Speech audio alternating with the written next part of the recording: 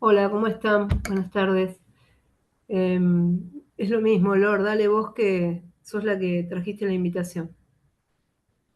Bueno, nosotras somos de Asamblea Desobediente, somos un colectivo que está compuesto por hijas, hijos y familiares de genocidas que, bueno, reivindicamos las banderas de memoria, verdad y justicia y que empezamos a conformarnos como colectivo en el 2017 a partir de el fallo de la Suprema, el fallo del 2 por 1. Ahí empezamos a salir y después nos fuimos encontrando.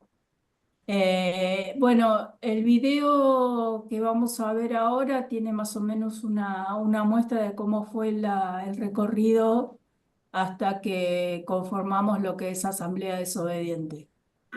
Creo que podemos verlo y después en todo caso vamos conversando. Cuando quiera, vale.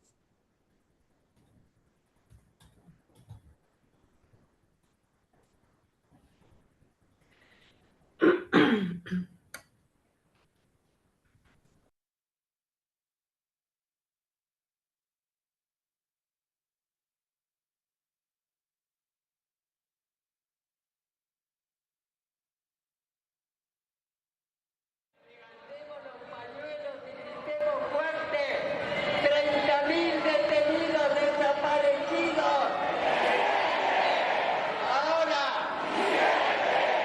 ahora, ahora, ahora.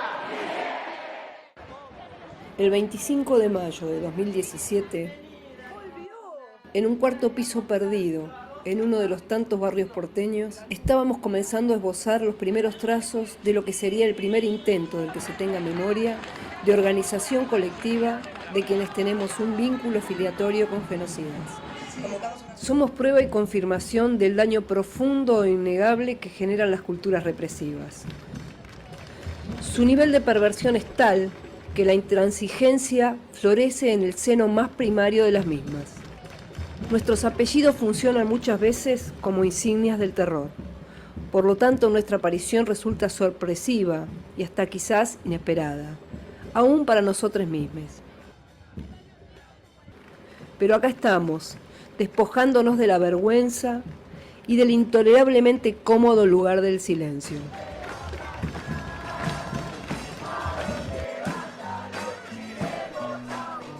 En el año 2021, un grupo de compañeras y compañeros sentimos la necesidad de crear otra agrupación con profunda convicción asamblearia y horizontal. Así nació Asamblea Desobediente, desde donde participamos en proyectos de cultura y educativos, y también producimos un cine debate con eje en derechos humanos que ha generado redes reflexivas indispensables.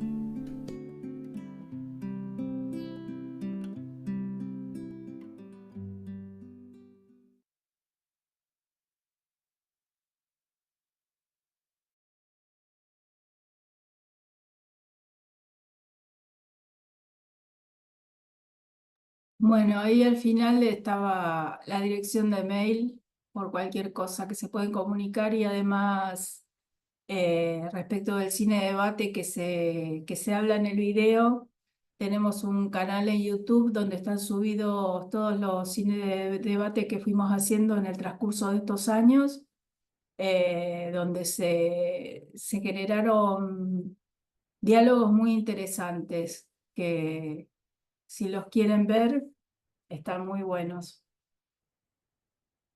Em, bueno, mi historia, mi caso particular, yo soy hija de un suboficial principal de prefectura. Em, Nunca fue acusado de nada ni tuvo ninguna causa. Es más, al día de hoy todavía no tengo bien en claro cuál fue el accionar de él durante la dictadura porque pedí el legajo en prefectura, pero bueno, hay algunos huecos en el legajo que no puedo saber bien dónde estuvo por lo menos del 76 hasta el 80. Eh, Todo esto genera una cuestión de eh, muchas dudas respecto de qué pasó, pero bueno, a lo largo del tiempo lo que yo pude darme cuenta y tener en claro es el hecho de que todos los que estuvieron de servicio durante la época de la dictadura de una forma u otra fueron cómplices, porque más allá de que o sea, no necesariamente tenían que empuñar la picana o ejercer la tortura o demás horrores, hay una estructura que se tiene que tiene que sostener todo eso que hacen. Y de esa estructura era parte mi padre. O sea, eso es lo que está claro.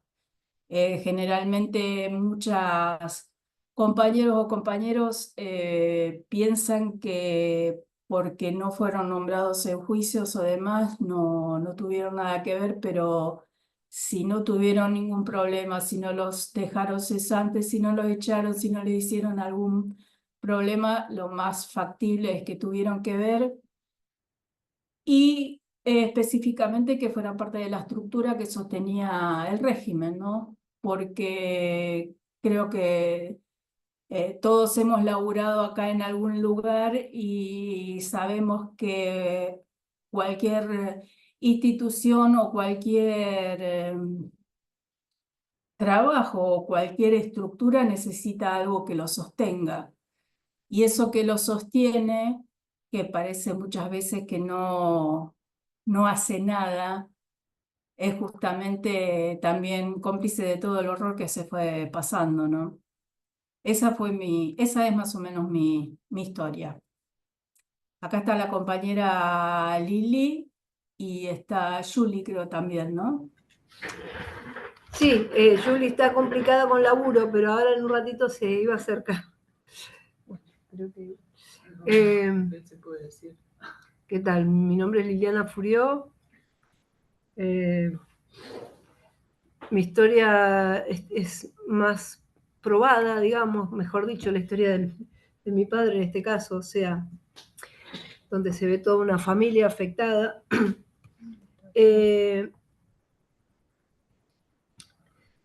Sin dejar de mencionar que los afectados directos y las verdaderas víctimas no somos nosotras y nosotros, sino que los 30.000 compañeras y compañeros desaparecidos detenidos, que además, y toda su familia, ¿no? Y los nietos que nos faltan encontrar. En mi caso, mi padre fue oficial del ejército, también formó parte de la estructura de inteligencia, y las causas de él están todas asentadas en la provincia de Mendoza, que es donde le tocó estar, digamos, cumpliendo funciones en el ejército en la época más brutal y más dura de la dictadura. Así que falleció en el 2019 con varias causas de cadena perpetua, sentencias, y un montón de otras causas que todavía no se habían ejecutado, digamos. Creo que eran como 14, por todos los delitos de lesa humanidad abarcables. Desaparición forzada, torturas, tormentos agravados, apropiación de bebés, o sea, todo.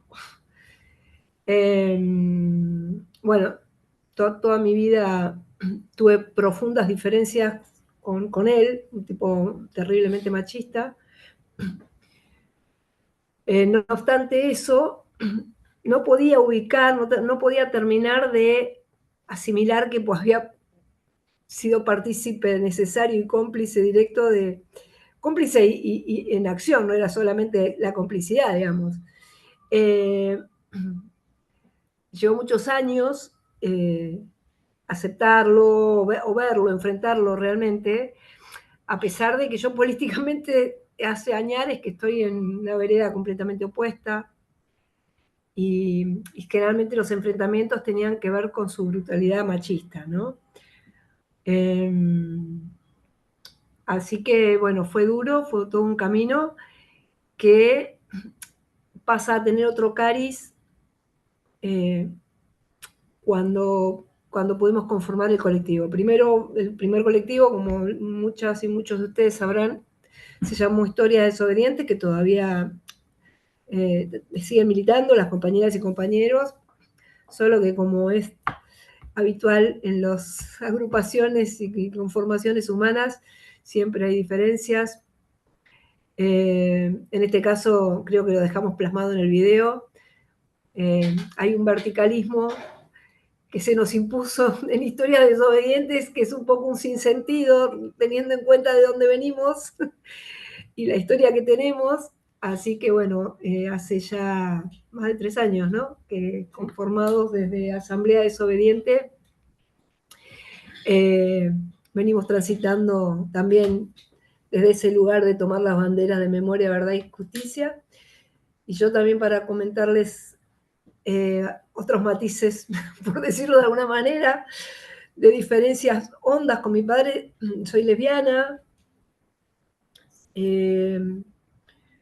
algo que también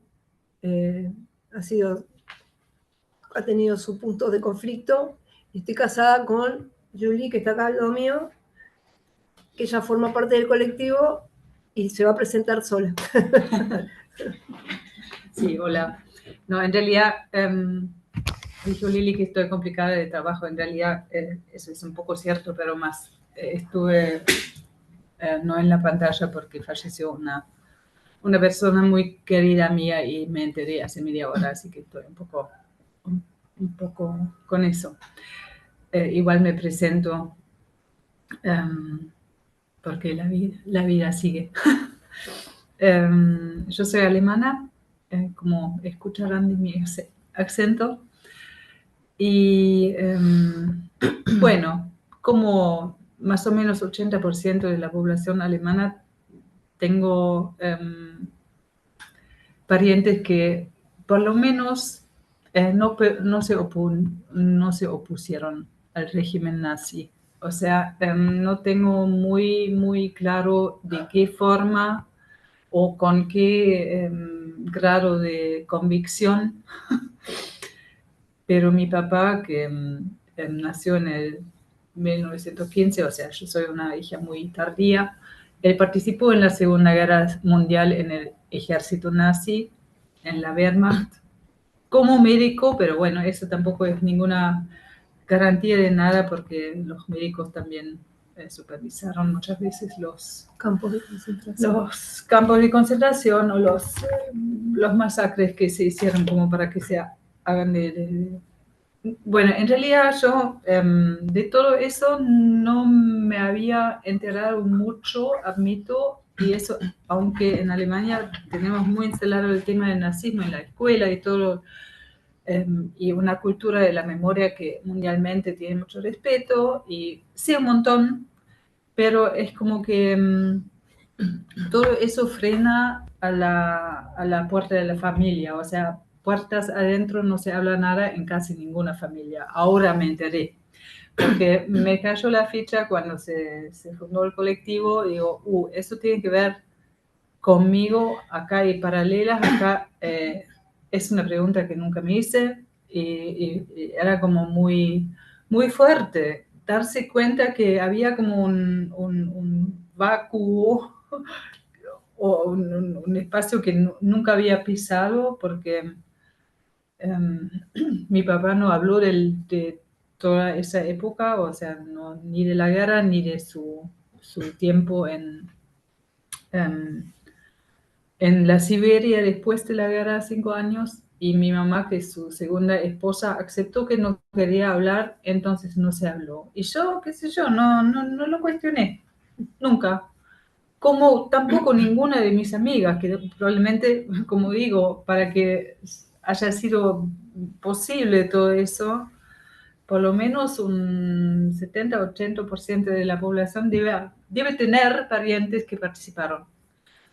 Así que bueno, empecé a investigar y tengo más o menos un mapa donde él estuvo y todo, pero hay que decir que él falleció cuando yo tenía 8 años, o sea, nunca hablé con él como de adulta y, y lamentablemente no hay casi persona que me pueda decir mucho al respecto, porque es su primera mujer también. Bueno, igual, es una historia inconclusa, a mí me duele mucho pensar la posibilidad de que participó voluntariamente más o menos, porque yo lo conocí como un padre muy amoroso, o sea, en mi caso es distinto del de Lili, o sea, no tuve ningún conflicto, pero es muy difícil para mí imaginar que esa misma persona haya sido capaz bueno, de no oponerse o, por, o convicción o cobardía o qué sé yo, ¿viste?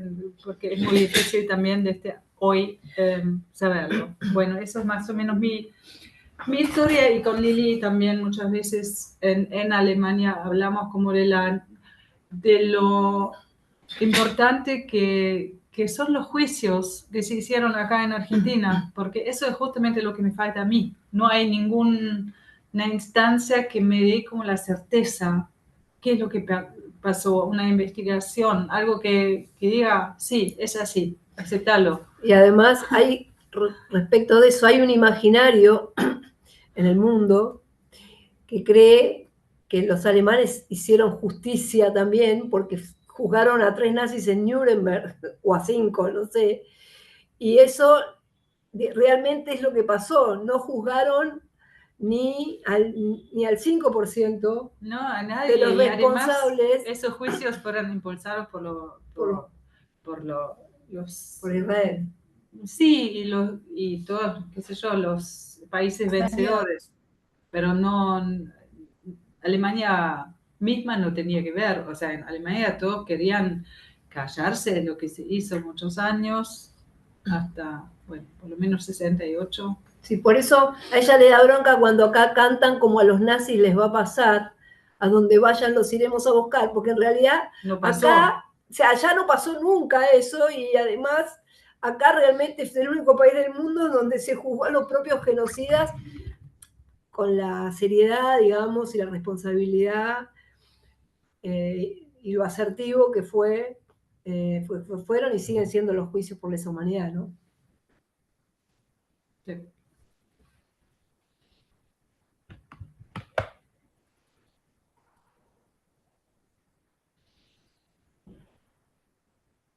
Bueno, no sé si alguien quiere hacer alguna pregunta, así vamos respondiendo, porque el tema es bastante amplio, así que podemos ir respondiendo si quieren preguntar algo.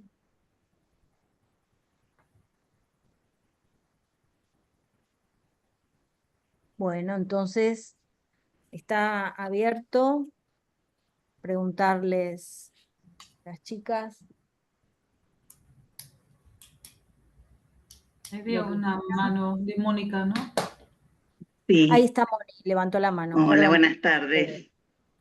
Yo quería hacerles una pregunta.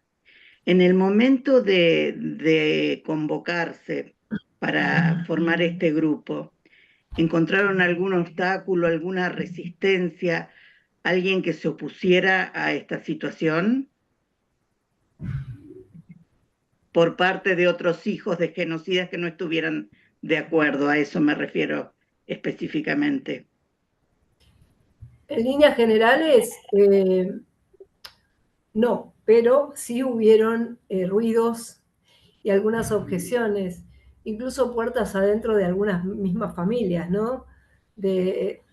Por ejemplo, alguien de mi familia me dijo, no, está todo bien, dice que ya sabemos, que lo repudiamos, que está bien los juicios y tal, pero de ahí a salir en la prensa, a dar testimonio, no hace ninguna falta.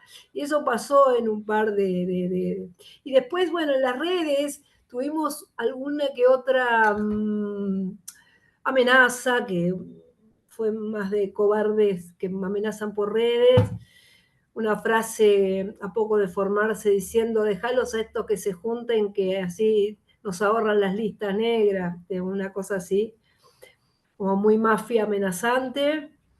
Y después, bueno, dentro de los organismos mismos de derechos humanos, si bien en su mayoría nos fueron abriendo las puertas y entendiendo, al principio tenían mucha desconfianza, ¿no? Esto la misma Norita nos lo ha contado después cuando ya teníamos un vínculo casi familiar, ¿no? Que diciéndonos al principio, bueno, no sabíamos qué hacer con ustedes, ¿no? Como, a ver, si son servicios, a ver si quieren reconciliarse con toda esto que pretendió instalar el gobierno de Mauricio Macri, ¿no? La reconciliación, que fue justo ahí donde surgimos.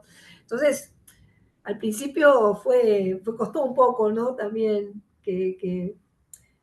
y después esto, también nos empezó a pasar que nos empezaron a contactar periodistas de otros países y ahí tomamos conciencia, ¿no? Como de que la importancia de esta voz, y ahí tomamos conciencia por primera vez, por lo menos en mi caso y creo que en la mayoría, que no había un caso en el mundo, que si bien en Alemania ya habían algunas descendientes, más nietos que hijos, pero eran casos individuales, ¿no? Nunca había habido una voz colectiva que saliera a decir, repudiamos a nuestros padres y abuelos en algunos casos por el genocidio que cometieron, ¿no? Por el cual son responsables. Y Me gustaría poner un poco de contexto, porque por ahí nosotros surgimos como el colectivo en 2017. 2017 veníamos después de los gobiernos de Néstor y Cristina, que se había puesto mucho el énfasis en los juicios y en el tema de derechos humanos, y Macri quería dar vuelta a todo eso. Empezaron a, como siempre, como pasó ahora también, pero un poco más desde tapado. Y una de las cosas que quisieron hacer fue darles el beneficio del 2x1 a los genocidas. El beneficio del 2x1 es algo que surgió muchos años atrás porque las cárceles estaban un poco atestadas de gente que todavía no había sido juzgada y no tenían una condena firme. Entonces lo que hicieron fue que cada 2 años de prisión que tuvieran sin condena, mejor dicho, cada año de prisión que tuvieran sin condena, lo contaban como 2 años de la condena que tenía que cumplir. Entonces, por ahí eso hacía que algunos salieran en libertad antes de tiempo porque estuvieron mucho tiempo presos durante el juicio, etcétera, etcétera. Esto era para los criminales comunes, para casos como es, comunes, penales comunes. Y eso lo quisieron aplicar a los genocidas, que lo que es las causas de los genocidas tienen un tratamiento especial justamente porque son crímenes de lesa humanidad. Eso quiere decir que ofenden a toda la humanidad con el delito que cometieron, además que se siguen cumpliendo al día de hoy, dado que tienen información para restituir a los nietos o decir dónde están las personas desaparecidas y esa información no la dan. O sea que ese delito se sigue cumpliendo día a día. Bueno, con todo, teniendo en cuenta todo esto, el gobierno de Mauricio Macri quiso avanzar sobre lo que es las causas y para poder liberar a los genocidas, implementando el 2x1. Bueno, ahí fue que se armó la gran manifestación que se armó y por lo menos lo que me pasó a mí personalmente y también hablando con muchas compañeras nos pasó es ver que volvían a avanzar estos personajes que eran parte de la pata civil de la dictadura. Entonces, de alguna manera teníamos que salir a decir algo para que no vuelva a pasar lo que pasó. Entonces, ese es el contexto histórico. En esos momentos, justamente, había un run run dentro de ciertos grupos de pertenencia del macrismo y demás que hablaban de reconciliación, reconciliación. Hay que perdonar, reconciliar, olvidar, etcétera, etcétera. Ahí aparecimos nosotros, entonces en ese contexto no sabían bien dónde ubicarnos a nosotros. Eh, esa era lo que quería agregar. Yo quería comentar que entró una compañera que es parte del colectivo también. Ella es de Rosario, pero vive en Estados Unidos hace Adriana. muchos años. Se llama Adriana y anda por ahí, que me parece que la vi en un cuadradito de estas ventanitas. No sé si te querés presentar, Adri. Bueno, hola a todos. Sí, mi nombre es Adriana Brief y perdón que entré un poquito tarde y no me andaba la cámara. Bueno, yo soy sobrina de un suboficial del ejército que era retirado en la época de la dictadura y colaboró como civil en la parte de informaciones. Yo conocí al colectivo a través del Cine Debate cuando se dio la película sobre Raimundo Gleiser. Eh, y siempre había tenido la impronta de denunciar a mi tío porque yo tenía todas lo que veía en el hogar de mis abuelos, empezando por el Ford Falcon verde que estacionaba cuando venía a visitar. Y bueno, siempre tuve esa necesidad. Cuando empezó al principio de democracia, yo quise ir a abuelas y denunciarlo. Y en mi familia, sí, no tenés pruebas, no sabes nada, el tío que sea militar retirado no te da lugar a injuriarlo y a decir y esto. Y yo pruebas no tenía, y no tenía nadie, no las conocía a las chicas, no tenía. Entonces siempre me quedó esa sensación, y cuando hablé con mis primas, que él tiene dos hijas, ellas me reiteraban, nosotros somos víctimas de la subversión, nosotras tuvimos entonces más me daba la idea, ¿no? De que había realmente estado metido en serio. Y bueno, cuando las conocí a las chicas y le planteé la situación, obviamente siendo sobrina no es lo mismo, yo no crecí en un hogar con un represor, era mi tío, pero era un tipo bravo que tenía un manejo feo, bien milico de la cosa. Y bueno, yo siempre tuve esta necesidad. El otro día hablaba una compañera que si la justicia no se puede, la justicia legal, él ya falleció, eh, pero la justicia moral de repudiarlo por lo que hizo. Entonces, bueno, planteé mi situación, me vinieron al colectivo, lo que yo agradezco mucho porque me dio una sensación de pertenencia, de poder poner eso en algún lugar, que me parece que es necesario, que tiene que decirse. Y bueno, sí, es difícil en la familia, porque cuando te dicen, pero bueno, pero no hace falta que digas su nombre, no hace falta que ya está muerto, ya pasó, pero digamos, se murió llevando toda esa información. Trabajaba en Boulevard Oroño, donde estaba el centro de informaciones y todo, y bueno, se murió llevando toda esa información. Y yo tengo una amiga muy cercana que todavía está buscando a su sobrino, que tiene sus dos hermanas, una asesinada y la otra fue desaparecida después. Cecilia Landaburo tiene sus dos hermanas, Neni y bueno, me parece que moralmente me corresponde hacerlo. Simplemente eso. Él en el año 90, googleando su nombre, yo lo encontré, se llama Alfredo Zárate, colaborador civil de la dictadura. Ahora esa información no figura más. Yo no sé si mis primas se encargaron de limpiar su nombre o qué, limpiar, digamos, entre comillas. Pero bueno, yo no tengo datos fehacientes, simplemente lo que yo vi de chica. Buenísimo. Gracias, Ani. Me parece que Katy, hay una chica, Katy, que está levantando la mano. Sí, Hola, buenas noches a todos. Primero que nada, quiero decirles una palabra que dice mi hija, es me quedé pelada.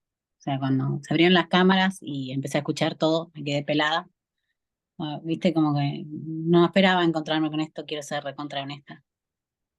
Y después me empecé a pensar en un sentimiento que tengo a veces cuando no solo pasa con los desaparecidos y las víctimas de la dictadura militar, sino cuando a veces hay una violación masiva, cuando a veces hacen desaparecer una mina, o con el caso de Fernando acá en Argentina. O sea, yo a veces digo, ¿cómo? O sea, alguien tuvo que haber visto algo. Yo siempre me quedo con esa sensación de decir, la madre, el padre, o sea, nadie es una isla, ¿no?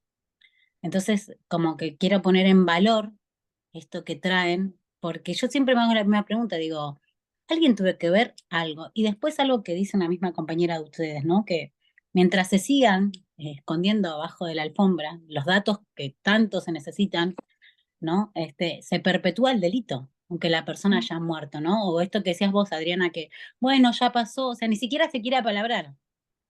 O sea, no, fíjate la incomodidad que hay de decir, esta persona fue un dictador. O sea, nada, la semana, creo que hace 2 semanas, una compañera del grupo de segundo año dijo esto, que lo que no sea palabra es porque trae mucha incomodidad. Y bueno, nada, me quedo pensando en eso, eh, estuve anotando cosas acá porque, y les quiero preguntar algo, que es a modo de estudio, de pensamiento.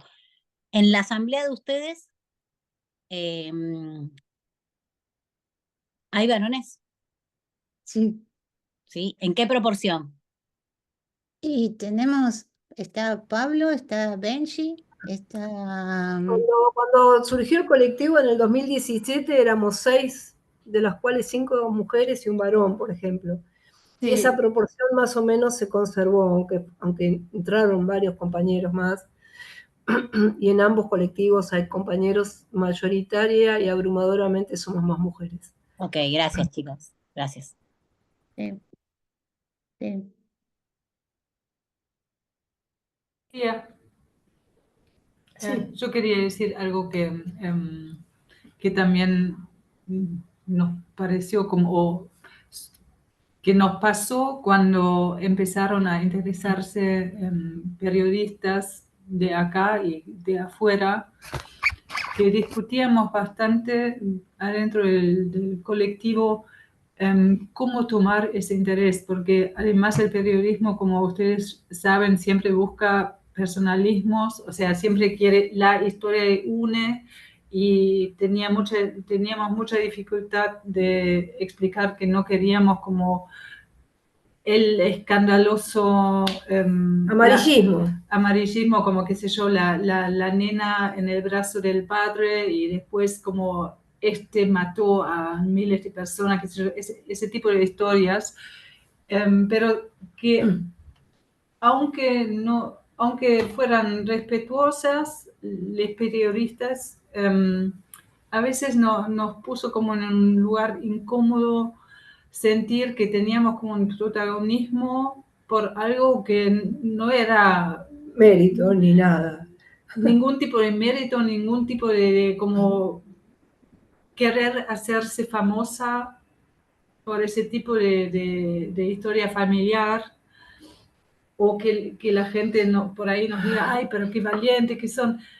Era como que Un poco incómodo. un lugar que no nos gustó mucho, y había muchas discusiones como qué hacer al respecto, o sea, hasta qué punto aceptar las entrevistas o decir, no, preferimos que un poco más perfil bajo. Fue también una discusión con la otra parte de los desobedientes que nos separamos, que dijimos como la asamblea es un poco más perfil bajo, ¿no?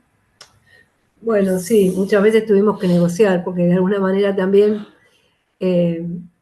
gracias a dar notas, era que venían y se contactaban más familiares que tenían historias similares y que se sentían totalmente solas y solos, como nos pasó alguna vez a cada una de nosotras y nosotros. Entonces, fue es todo como un...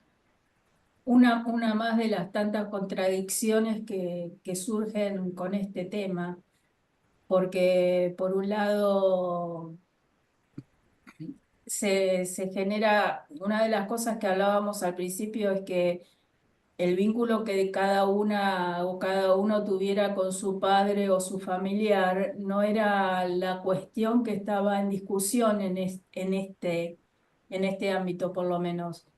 Que el tema era lo que había hecho o el familiar o el padre hacia la sociedad. Es una cuestión puramente política, porque muchas veces es como que cuesta separar, aunque están totalmente vinculadas, ¿no? Lo personal de lo político. Y bueno, por otro lado, también la cosa de lo que decía recién Lili, eso de que nos aplaudan en las marchas o nos digan qué valiente y qué sé yo. Y uno en realidad no es que haya hecho algo que sea mérito propio, simplemente lo que está haciendo es lo más lógico, que es repudiar un genocidio. Entonces es como que son unas cuantas las contradicciones que se van presentando. Sí, Acá veo que levantó la mano Luciana, Luciana. Hola, buenas tardes. Sí, me parece, escuchándolas, que esto de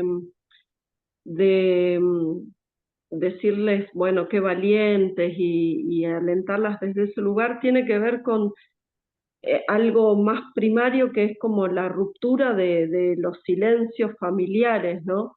Lo potente que es la familia como institución, eh, que también pasa en casos de, pienso, por ejemplo, de abuso sexual intrafamiliar, cómo es difícil apalabrar, denunciar cuando es algo que está pasando dentro del núcleo familiar, y hacerlo con una responsabilidad, con un sentido de conciencia social, más allá de la experiencia que haya tenido cada una de ustedes, cada uno de ustedes con ese familiar. Eso es sumamente valorable, valioso, en un contexto donde, bueno, repito, la familia como institución sigue siendo, es muy potente, y muchas veces se romantiza esa institución como tal. Me parece que tiene más que ver con eso. Me parece sumamente valioso que haya un espacio, que exista un espacio que aloje a las personas que sientan incomodidad con esto, y que en estos tiempos también, como donde tenemos acá en Argentina una vicepresidenta, bueno, no tengo sí. mucho más, tenemos esta vicepresidenta, digo, que existan estas asambleas, estos colectivos que reúnan y que sumen voces y que visibilicen, ¿no? Me parece sumamente interesante, valioso, necesario juntar fuerzas. Gracias.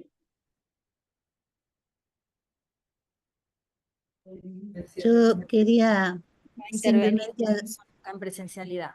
Permiso. Hola, ¿qué tal? Bueno, gracias por todos los testimonios. La verdad que eh, yo conocí el trabajo de ustedes y la actividad, pero no las había escuchado así. Y quería preguntarles, en este contexto de hoy político y social, qué es lo que está pasando, si pueden desarrollar actividad, si tienen más apoyo, qué es lo que necesitan. Eh, Digo, es un momento particularmente difícil para los derechos humanos, desfinanciamiento, etcétera, ¿no? Eso más. Gracias. bueno, en realidad estamos un poco como el resto de la sociedad. Voy a tomar la palabra después mis compas, si quieren ampliar. Creo que estamos un poco, hoy hablábamos con una periodista que nos hizo una entrevista, no por este tema, sino por una película que hicimos, la última peli, somos documentalistas también. Y hacía una analogía que me pareció es como cuando ese boxeador que lo tienen contra las cuerdas y cuando está tratando de entender qué le pasa, le meten otra y le meten otra y le meten otra, piña de acá, piña. Es que estamos un poco en ese estadio y entonces es muy difícil pensar siquiera.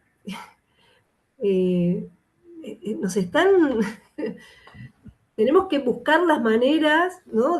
Bueno, creo que estos pequeños espacios importantísimos son fundamentales, pero tenemos que agudizar la imaginación y por lo pronto acompañar a los estudiantes y los jubilados que están haciendo punta de lanza y no dejarlos solos en la calle, que no sé, por ahora no estaría encontrando otra forma y creo que nosotros y nosotras como colectivo somos un entramado más, un engranaje más, que es importantísimo, que, bueno, estamos pensando muchas veces y no nos da la vida, digo, de salir como un poco a contestarle y a refutarle las barbaridades que dicen gente como esta Villarruel horrorosa, que no es solo negacionista, sino que es reivindicacionista, digamos.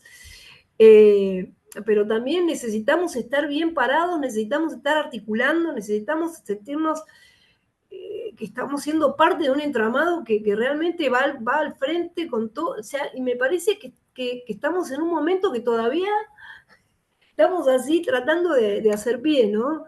Pero agradezco un montón a esta compañera que nos tira la buena onda y su apoyo. Bueno, capaz que necesitamos que, si a ustedes les interesa, porque una actividad que hicimos un tiempo muy regularmente, ahora un poco más pausada, pero el cine debate lo hacemos y si a ustedes les interesa, se pueden pueden mandar sus direcciones de mails y los invitamos al próximo, porque siempre es muy enriquecedor hablar con todos los participantes acerca de una película que obviamente la elegimos, que tiene que ver con la temática. Y a través de ese cine debate muchas personas se pudieron vincular que no se habían conocido, y eso es algo que sentimos que es una construcción valiosa, o que es algo que podemos hacer aún sin tanta, sin tener una pretensión revolucionaria que hoy no tenemos con qué, digamos, creo que Lo que quería decirles también es que estamos en las redes sociales, o sea, en Facebook, en Twitter y en Instagram, que nos pueden buscar como Asamblea Desobediente, nos pueden seguir, entonces ahí pueden ir viendo las distintas actividades que vamos haciendo. Me da un poco de vergüenza porque últimamente, claro, como tampoco no tenemos fondos, ni estamos tenemos... paralizadas. Claro, estamos un poco paralizados también en las redes, pero seguimos craneando y haciendo cosas.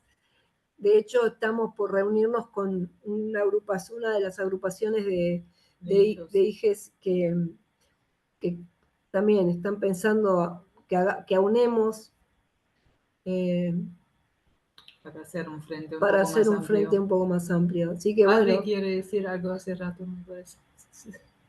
Sí, Lili, no, sí, acá estoy.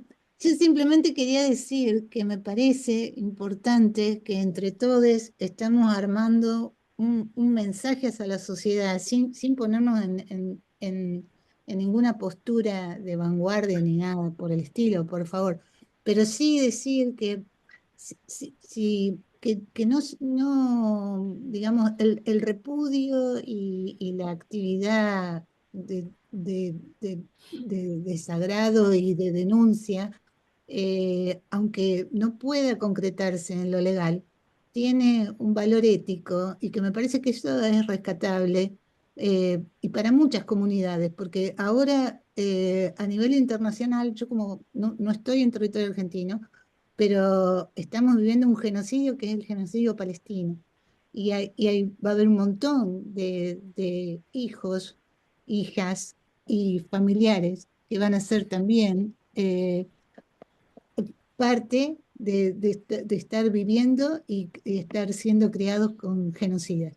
Entonces me parece que es importante remarcar ese mensaje de repudio ético, que a lo mejor muchas veces la gente, hay algo que se produce que te dicen, si no tenés pruebas, no podés acusar, y es como que se da vuelta la historia y terminás vos estando en el banquito del acusado porque estás difamando a una persona cuando no tenés pruebas. Y me parece que, bueno, es importante eh, poner en contexto ese mensaje y darle importancia para que la sociedad escuche. Lo repudiable tiene que ser repudiable siempre, no prescribe. Y eso simplemente quería decir. Sí, también es importante, y eso es una toma de conciencia que lo tuvimos paulatinamente al principio porque no lo teníamos tan claro, no fue visceral nuestra necesidad, ¿no?, de salir a repudiar, a denunciar a cada familiar, pero de alguna manera el precedente que se sienta con un colectivo como el nuestro, en donde todos estos tipos jamás habían calculado que el repudio más grande y visceral iba a venir de parte de la propia familia, eso se rompió con nuestra emergencia. Y eso sí me parece que está bueno sostenerlo y decirle al mundo y a otras hijas, hijos, hermanos, mirá, si vos te estás dando cuenta que dentro de tu casa estás conviviendo con un genocida, es tu deber también, tu derecho y tu deber, separarte y denunciar. Y no porque los mandatos religiosos o paternos, o patriarcales, mejor dicho, te obliguen a quedarte pegada con ese horror, ¿no? Me parece que eso también es un mensaje que está bueno que esté presente en las sociedades. Es, no es algo, no es algo que naturalmente uno se da cuenta de lo que pasó.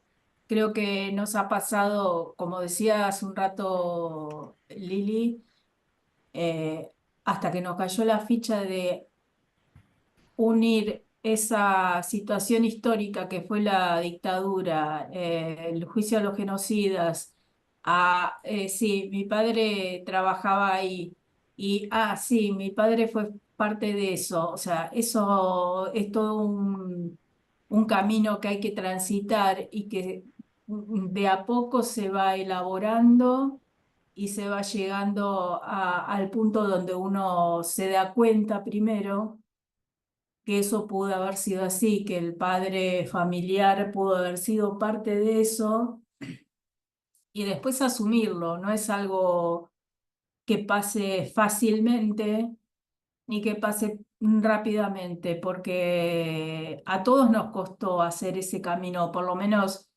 si no había un juicio, una causa que ya estuviera de alguna manera apurando ese proceso, cuesta hacer ese camino de aceptar eso también, que fue así, que pasó eso, que tu padre fue participó en un genocidio. O sea, no es algo simple de digerir y de aceptar. Lo que tiene es que de alguna forma es liberador, porque la realidad no se puede cambiar. Y si eso no sale en palabras, como decía acá alguna compañera, ponerlo en palabras es algo que queda adentro y se pudre, básicamente. Entonces es como que es necesario hacer ese camino. Duele, cuesta, es una mierda, es difícil de digerir todo eso, pero es y no se puede cambiar, porque desgraciadamente lo que es el pasado no se puede cambiar. Hay que buscar a ver qué puede hacer uno con eso y buscar la forma de transformar eso en otra cosa que sea mejor, que es un poco lo que hacemos con el cine debate, con algún libro que sacamos o con todas las cosas que vamos tratando de de hacer, de transformar esa herencia que nos dejaron en algo que sea positivo para la sociedad, que sea políticamente, Un aporte. no sé si reparador, pero sí que dé cuenta de lo que pasó. Esa un poco es lo que tratamos de hacer. Porque no Creo se que puede digerir eso, no lo puedes aceptar y decir, sí, ya está bien, pasó eso. Entonces eso hay que transformarlo en otra cosa. está buenísimo. Me parece que levantaron la mano Graciela y Marina, pero no sé quién la levantó primero.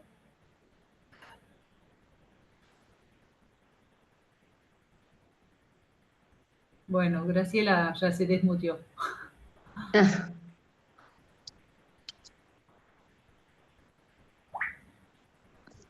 Pero no se escucha. No, me parece que no se desmutearon ninguna de las dos. No, yo sí, Marina. Ah, Marina, dale. Ok. Sí, no, quería hacerles me cuesta hacer preguntas porque es también como en shock, tengo que procesar mucha información y muy fuerte.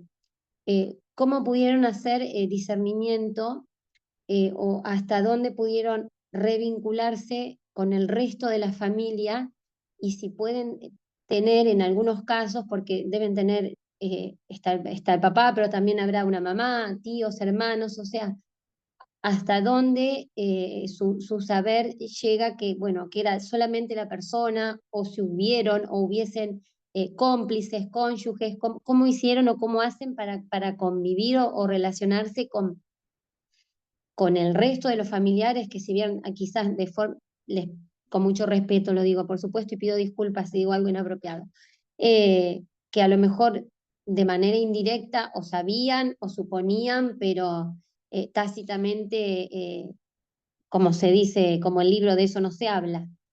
¿Cómo es su vínculo hoy y cómo pudieron sanar quizás esa herida de esa ambivalencia de la persona que uno más ama?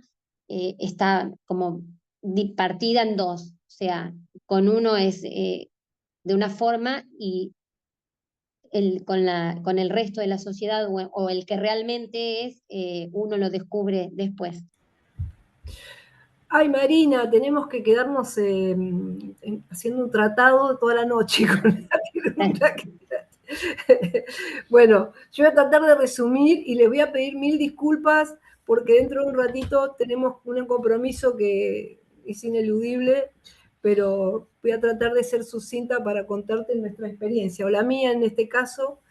Ella tiene la suya con su familia en Alemania, pero en cada familia de cada uno de nosotras y nosotros es un mundo muy diferente, unas de otras. Hay compañeras y compañeros que rompieron lazos directamente con toda la familia. En mi caso, mis hermanos, tengo hermanos todos varones, el único que estaba completamente adherido al discurso castrense de mi viejo falleció hace algunos años, y el resto completamente convencidos de que estaba muy bien que lo juzgaran y que lo sentenciaran, también políticamente comprometidos con Memoria Verde y Justicia, pero por ejemplo uno de ellos no quería saber nada con salir a dar testimonios públicamente, digamos, ni en la prensa ni nada, ni formar parte de un colectivo, como que no hacía falta, eso fue complicado. Después mis hijas, por ejemplo, que también, bueno, sí entendemos que está bien lo que hace la justicia y entendemos que es repudiable lo que hizo el abuelo, pero no podemos dejar de quererlo porque con nosotras fue nuestro abuelo, digamos, fue mucho mejor abuelo que padre, eso es muy complejo. Hay una abuela, en este caso, que mi mamá, que yo siempre lo ubiqué en algún lugar de víctima, ¿no? Como con mucha síndrome de Estocolmo, no obstante lo cual, hasta el último momento, hasta el último minuto, aún habiendo estado en los juicios y escuchado las barbaridades que testimoniaban las víctimas, siguió al lado de mi viejo de manera incondicional. Y eso fue complejo también. Yo estuve un tiempo sin hablarles, sin verlos. Después, como encima estaban viejos, entraron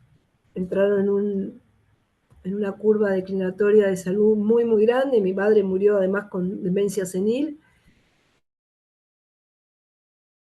Bueno, volví a tratarlos. Muy difícil para mí, siempre fue una daga en el corazón que nunca pude superar ni con ninguna terapia. Pero bueno, no tengo otro camino, nunca se me ocurrió otra forma que no fuera al haber sabido. Porque claro, hasta los juicios, muchas de nosotras y nosotros decíamos, sí, sí, fue parte, pero andás a ver, nos queríamos creer que no formó parte directa, que no tuvo tanta responsabilidad. Yo cuando pregunté hace muchos años, enseguida me dijeron que no, que eso había sido acá, en lugares como la ESMA, pero que en Mendoza no había pasado tanto y que eran excesos de toda guerra, ¿no? Y me quise quedar con eso, ¿no? Cuando era un adolescente. Pero después, al salir a enfrentarte con lo que realmente pasó, al ir a hablar con víctimas directas, al ir a buscar realmente y querer saber la verdad, y la verdad que sea insoportablemente dolorosa, pero absolutamente horrenda y repudiable, no puedes hacer otra cosa, digamos. En el caso, por lo menos, de nosotras y nosotros quienes formamos parte de estos colectivos, ¿no? Así que, bueno, espero haber respondido parte de un poco de lo que... Pero seguramente si hablas con cada una de nosotras y nosotros y otras compañeras y compañeros, incluso con algunos de mis hermanos, que cuando pueden forman parte y se suman a muchas de las propuestas, cada uno te va a decir algo, algún matiz diferente, ¿no?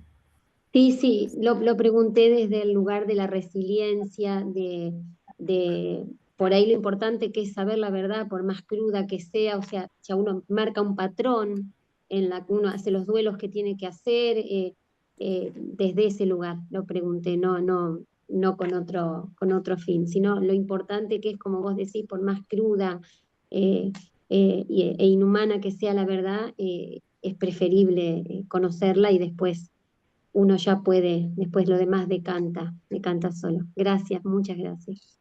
Claro, pero hay que decir que también en muchísimas familias, bueno, hay como un o dos desobedientes y muchas veces están tratados como de oveja negra, de traidores, que hay mucho reproche, que hay como, pero ¿con qué necesidad estás poniendo eso acá? O vos te querés hacer la importante con tu posicionamiento, o qué sé yo, hay mucha...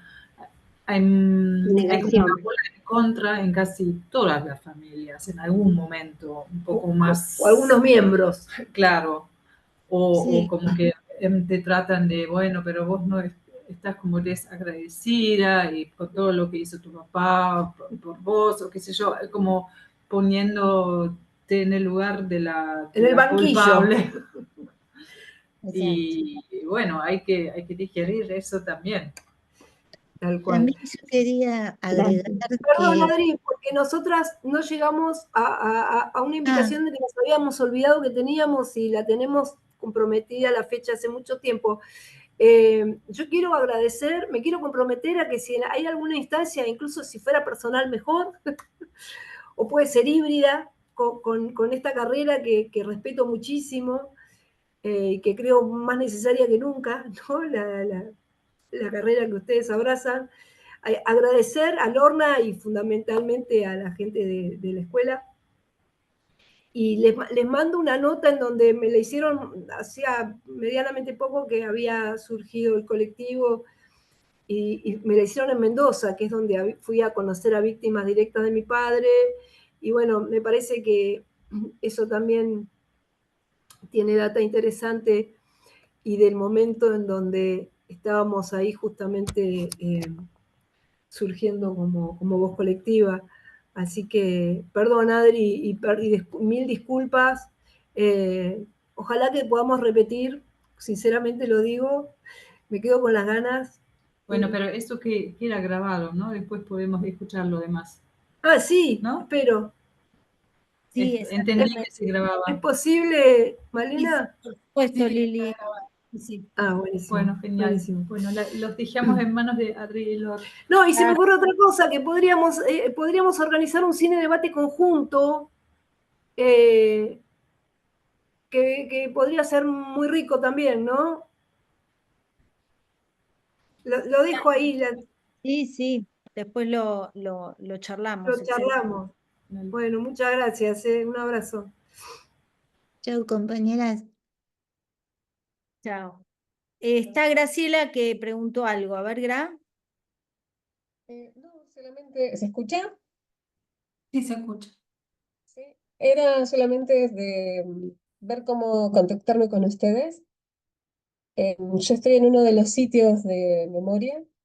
Estoy trabajando con las visitas pedagógicas y en la misma casona está, que es la zona número 5 de Argentina, eh, está el archivo de la memoria y familiares.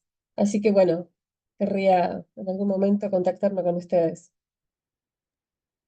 Bueno, tenés el mail que es asambleadesobediente@gmail.com y ahora te paso mi celu por chat. Yo volviendo un poquito a la pregunta de Marina, nomás en el contexto de las relaciones familiares, eh, digamos, también me gustaría dar, digamos, esta escena de que mucho antes de la dictadura, en el año 75, estas personas comenzaron a operar y entonces era muy notable el trabajo que hacían. Mi madre era militante peronista y ella lo enfrentó a su hermano abiertamente y le preguntó por qué estás haciendo, trabajando en esto, no, con lo que se está armando en el país. Y él le contestó, si vos seguís educando así a tu hija, después no te quejes de lo que le puede pasar.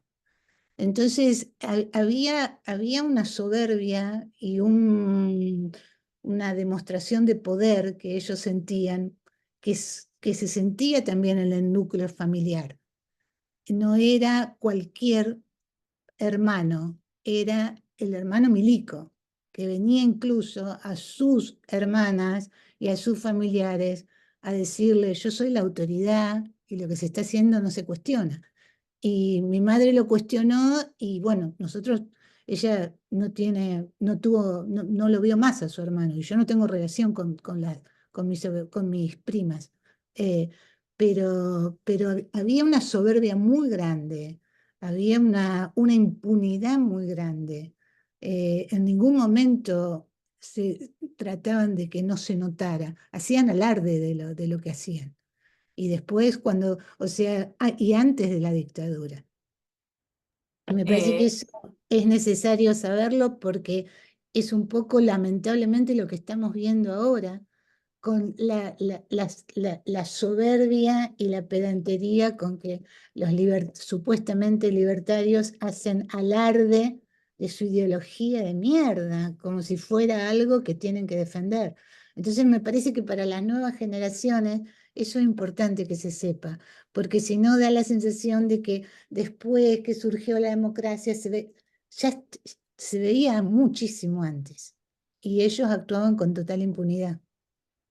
una de las cosas que siempre hablábamos, porque al principio cuando nos empezamos a juntar como colectivo, empezábamos a tratar de analizar un montón de cosas, porque eh, nuestro lugar tenía muchas particularidades que por ahí se iban tocando con otras. Acá una compañera habló de los abusos intrafamiliares y de romper el silencio, y hay mucho de eso, hay muchas cuestiones que vinculan con eso, incluso hay muchas compañeras que sufrieron abuso intrafamiliar. Y una de las cosas que también se hace el vínculo es la relación con un violento. O sea, una relación con un violento dentro de lo que es el grupo familiar. Y es muy similar. Creo que la particularidad que tiene lo que vivimos nosotras es que ese violento tiene un aval del Estado. Entonces, esa es la particularidad. Es un vínculo de violencia del hombre que ejerce violencia sobre su familia, con todas las características que tiene eso, y además se suma que ese violento tiene el aval del Estado, que es impune y que tiene toda la autoridad. O sea, y estamos hablando de hace más de 40 años atrás, porque el tema del feminismo puso por lo menos en discusión un montón de cosas, pero esas cosas no se discutían hace 40 años atrás. Entonces era el dominio absoluto de un tipo sobre su familia. Obviamente, como decía Lili también, cada familia tiene sus particularidades y cada esposa tenía una actitud distinta. En mi caso, mi madre le funciona mucho la negación. Entonces, más allá de las características de mi padre, que era bastante violento sin llegar a la violencia física, ella tiene negación. Según ella, él no tuvo nada que ver con todo lo que pasó. Y algo que eh, estoy empezando a pensar y a elaborar, algo que me venía haciendo ruido hace rato y que se está volviendo a escuchar ahora.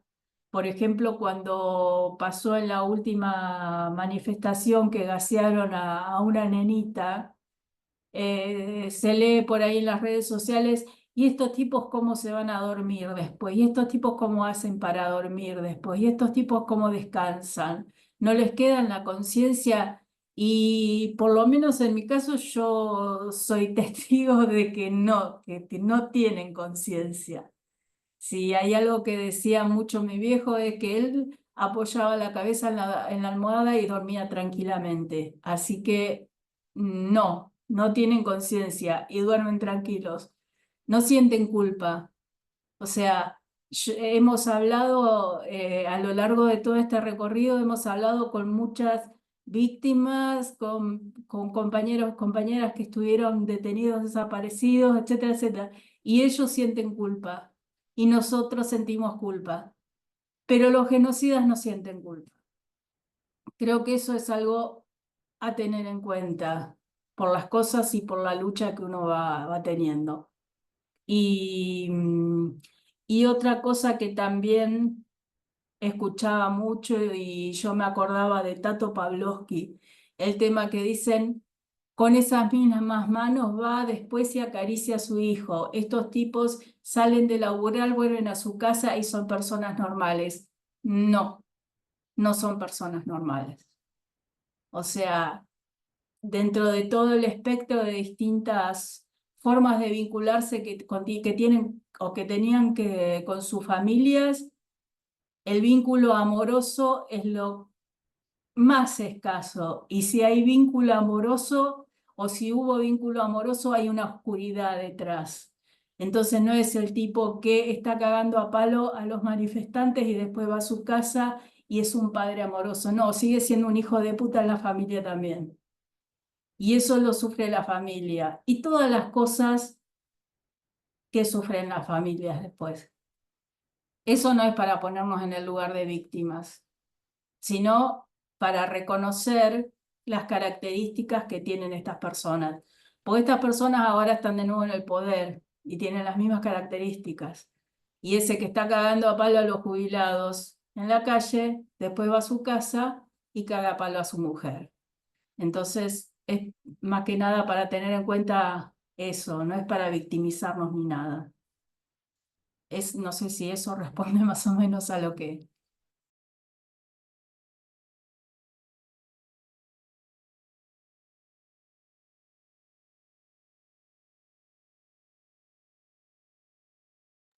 Claro, eso acá dice Katy, cambia el escenario, la persona es la misma. Claro, sí, la persona es la misma. O sea, hay una fantasía de eso de que los genocidas o los represores vuelven a sus casas y se convierten en padres amorosos. Y no es así. O sea, hay particularidades de la persona, ¿no?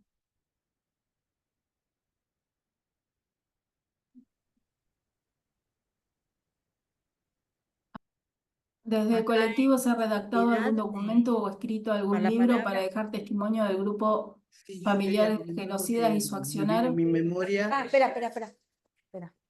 Eh, Hay un Hola, libro hola, ¿me que escuchan? se hizo desde Historias Desobedientes en su momento, que se llama Espera, Expresión Desobediente. perdón, ¿eh? Y bueno, estamos planificando algo. Estamos planificando un nuevo libro, pero bueno, eso está recién en planes, en proyecto. Porque bueno, todo cuesta y está difícil. Y la verdad que son momentos con tanta confusión política, son momentos difíciles para ponerse a hacer algo así, ¿no? Pero bueno, estamos en eso. No sé si alguien más tiene alguna pregunta. No, yo quería comentar algo que vino a mi memoria, cosas vividas, ¿no? En la ciudad donde yo vivo teníamos un genocida, que la gente, el pueblo, lo votó y llegó a ser intendente y, y la gente no tenía memoria de todas las cosas que este hombre había hecho. Eh, yo lo viví con una de mis hijas, tenía 13 años, mi nena, iba con un compañerito en 7º grado, y a 2 cuadras de mi casa, yo estando en la puerta mirándola que llegara al colegio, que eran a 3 cuadras, este señor baja del patrullero, en ese momento era comisario de la zona donde yo vivo, se baja y le pone la 45 en la boca a mi hija porque le quería revisar la mochila, que iba al colegio, 7º grado. Bueno, y cosas así, espantosas. Y terminó siendo de intendente después. Y después se postulaba para gobernador también. Y la gente lo votaba. La gente ignoraba, o sea, no era que ignoraba, porque así como sabía yo, lo sabían mis vecinos y toda la localidad. Pero la gente aparentemente tenía memoria corta, porque se olvidaron de todo lo que había hecho este genocida. Y después yo con el tiempo lo tuve como paciente, yo trabajé siempre en salud, llegó a mis manos como paciente. Y bueno, por supuesto que era el ex intendente, todas unas recomendaciones que había que atenderlo como un señor, qué sé yo, y entonces yo le decía a mis compañeros, yo lo voy a atender como cualquier ser humano, pero no con los honores, porque para mí es un delincuente, un genocida, y mis compañeros se quedaban mirándome, como diciéndome, ¿cómo decís esas cosas? ¿Cómo te atreves? Pero yo lo había vivido con mi hija y entonces sabía que él era un genocida. En Escobar, Pati. Y me pedían que lo atendiera con los honores. Yo nunca lo atendí con los honores, lo atendí como un paciente más. Y me vino a mi memoria todo esto, ¿no? Claro. Que como a veces la gente se olvida, no tiene memoria.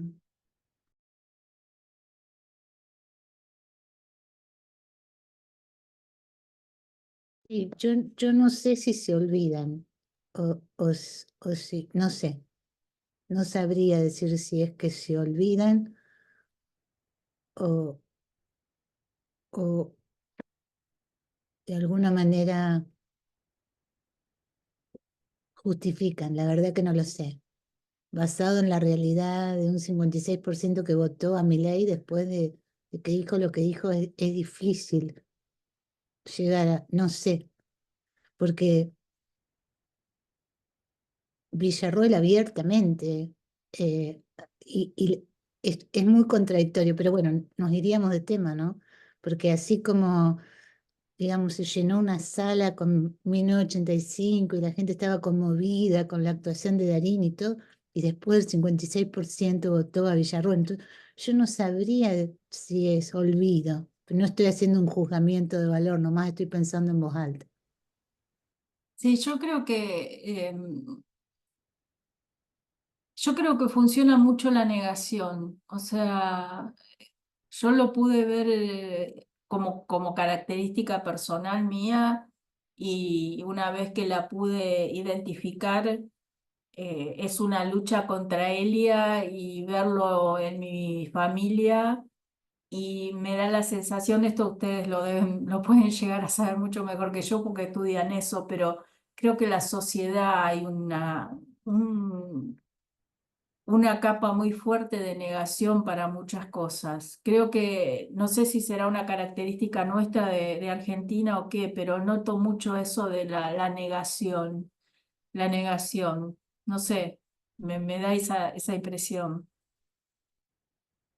Y también está la parte de la complicidad, porque el silencio también es complicidad, ¿no? Y ahora mismo hay una cosa. Yo antes del gobierno de Macri me preguntaba cómo podía ser que ocurriera un genocidio como el que ocurrió y que no pasara nada. Y con el gobierno de Macri me di cuenta cómo pasaba eso, porque iba avanzando sobre distintas cosas y el silencio es atronador. Y creo que hoy, con lo que está pasando, es más evidente todavía cómo pasan las cosas. Después cuando se termina, entonces ahí sí están todos, salen sí o no, yo no sabía nada o esto o lo otro. Pero mientras está pasando, los silencios son muy, muy fuertes. Sí, aparte también creo que construyen Sí, un yo me ponía a imaginario. pensar, Sé que no mutees, mutees. ahí va, Está bien. lo vulnerable que somos también como población, ¿no? Para prestarnos a hacer tantas cosas con el poder eh, y cómo las terminamos aceptando y también ejerciendo. El poder de las ideologías, de los medios. eh, Hasta llegar a hacer ciertas cosas como las que pasaron, ¿no? De matar personas, de destruir familias. Eso me parece increíble, cómo no tenemos poder como pueblo de saber hasta qué punto permitimos las cosas y, y hasta qué punto no, por un sueldo o por andar a saber qué, hacemos las barbaridades que hacemos, pensamos. No, nada de eso.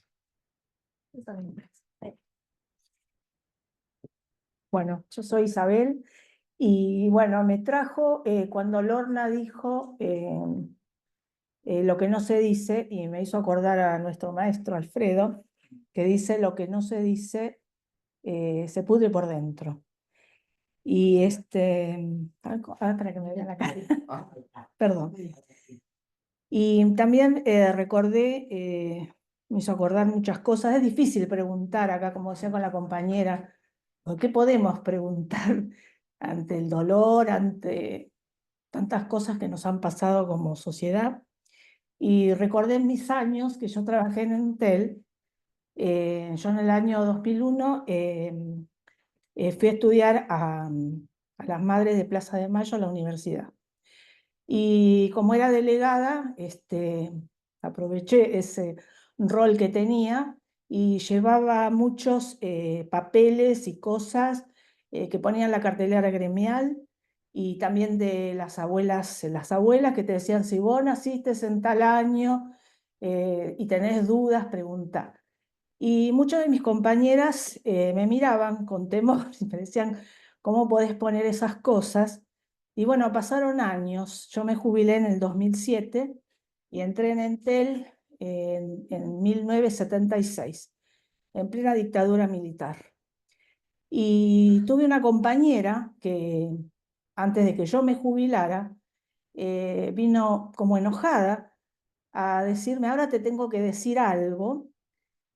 Tanto que me criticaban que yo hacía horas extras para ayudar a mi hermana y yo por ahí dejaba de no ayudar a mi familia era porque yo tengo un cuñado que es desaparecido y mi marido también es desaparecido. O sea, ese silencio terrible de esta compañera que veía o por ahí podía haber hablado conmigo, pero era ese miedo que nos habían puesto en la sociedad y que no lo pudo hablar, no lo pudo decir. Y todo esto que ustedes están relatando, eh, la verdad que te trae recuerdos muy dolorosos. Y lo que quiero decir también es que yo que he participado en marchas del lado de los que han sufrido las pérdidas de compañeros de trabajo, de compañeros de la universidad de psicología, en la cual tuve que dejar porque desaparecieron muchos compañeros míos. Y hoy el testimonio de ustedes es muy valioso, porque en realidad es como otra voz que se siente de personas que han sufrido, porque tener un familiar en la cual uno tiene a lo mejor el padre que lo abrazó o el padre que lo quiso, de repente tener que encontrar y decir lo que ustedes tienen que decir, es un aporte realmente para la sociedad, otra voz que se manifiesta en todo esto que todavía no se puede hablar, porque hay personas que todavía lo niegan y no es un tema que se hable. A veces yo tengo esa sensación a pesar de tantos años que pasaron. Bueno, estoy un poco emocionada y les quiero decir muchas gracias por su testimonio. Gracias. Hola, buenas. ¿Y ahí cómo me veo? Ahí. No sé si me Ahí. veis. Hola, buenas. Mi nombre es Liz. Yo lo que quería contarles es que soy producto del tráfico de bebés en Argentina, que soy del 70, soy previa a la época de la dictadura y que bueno, que por lo que estuve investigando a parteras y demás de la época de la dictadura y posteriores, ya muchos de ellos he verificado que trabajaban desde antes, ¿no? Y que es de antes, durante y después de la dictadura, que hay un sinnúmero de personas que desconocen su identidad biológica y sé por estadísticas que llegan a 3 millones de personas en toda Argentina hace más de 10 años, que se hizo un documental y se notifica eso. Bueno, eso, quería aportar eso simplemente.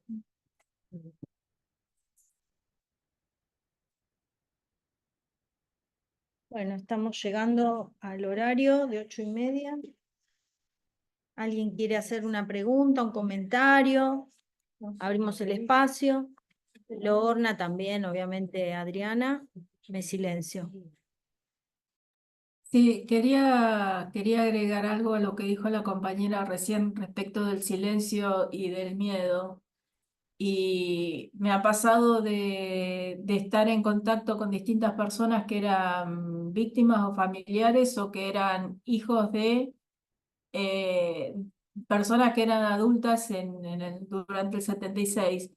Y es muy notable el tema del silencio y me crucé con un muchacho, por ejemplo, de alrededor de 40 años, que muy consciente políticamente y todo, que lo que me contó y me sorprendió mucho es que la familia de él nunca hablaron de la dictadura, ni nunca hablaron de lo que pasó, a pesar de ser personas políticamente conscientes, ¿no?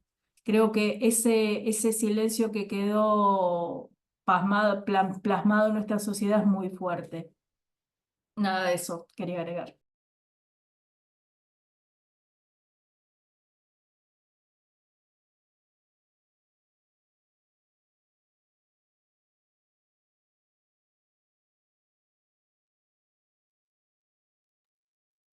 Bueno, si no hay nadie más que quiera agregar algo de tema, saben que el próximo encuentro vamos a ver el documental El Pacto de Adriana, que es sobre justamente una mujer que trabajó con Pinochet y estuvo implicada en tortura, y es la tía de una amiga mía que hizo este documental, así que vamos a ver eso. Por supuesto están invitadas como colectivo, vamos a debatir ese cine debate.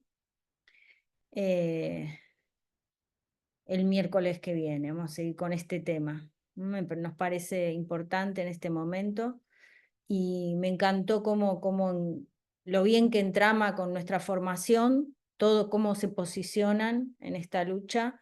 Y bueno, la verdad que aprendimos mucho de ustedes. Te quiero agradecer, Adriana, a Lili, a Lorna, porque nos quedamos pensando y con mucho material para debatir y problematizar y sacar un montón de memoria. Y ¿qué es eso? El pasado se tiene es un ejercicio que tenemos que seguir construyendo Y colectivamente lamentablemente con estamos en diversas una voces. época. Así que, a ver, ella quiere, ahí está. ¿Alguien quiere hablar ahora? Ahora desmuteé para que se escuche. No, perdón, yo simplemente quería decir que, bueno, me parece que estamos en una época crucial para activar la memoria y trabajar en conjunto porque hay un montón de cuestiones muy preocupantes que están pasando ahora. No estamos haciendo un revisionismo histórico solamente, sino que nos estamos posicionando en un lugar de resistencia y tratar desde nuestra experiencia como personas ya, en mi caso yo tengo 61 años, de tratar de darle, ¿no?, también a los jóvenes otra perspectiva, porque hay nuevamente una tendencia a hablar de la teoría de los dos demonios, a justificar lo injustificable, porque tenemos una vicepresidenta que glorifica a genocidas. Entonces me parece que es muy importante todo lo que se puede hacer y se los quiero agradecer enormemente.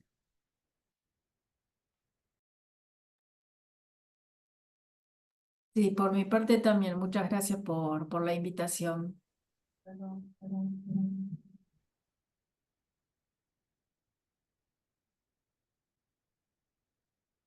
Bueno, gracias Lorna, gracias a todos, gracias Adriana. Entonces cerramos acá el encuentro y esperemos quedar en contacto con ustedes. Muchas Gracias. gracias. Muchas gracias. Muchas Gracias.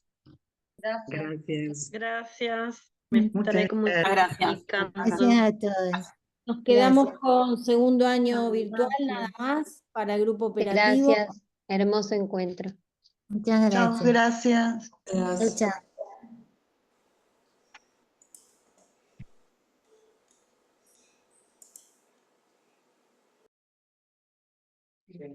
Acá, ahí va. Gracias. Gracias. Ahí sí. Sí, los están escuchando. Sí. Ahí va.